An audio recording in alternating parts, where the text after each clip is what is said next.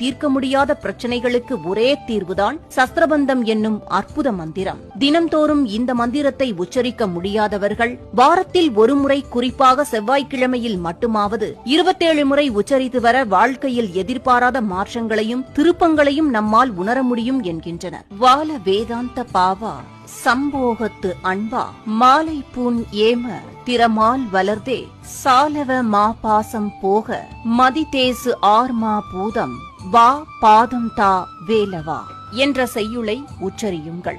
இந்த பாடலின் பொருள்: தூயவனே வேதாந்த விலாச கடவுளே, பேரின்பமெனும் அனுபவத்திற்கு நாயகனே, மாலைகளை அணியும் செம்பொன்னென திகழ்பவனே, வன்மை சான்ற பெருமாளுக்கும் வல்லவர்களுக்கும் கடவுளானவனே, ஞானமும் புகழும் உள்ள பரமான்மாவே வந்தருள்க, திருவடி செல்வத்தை தந்தருள்க என்பது.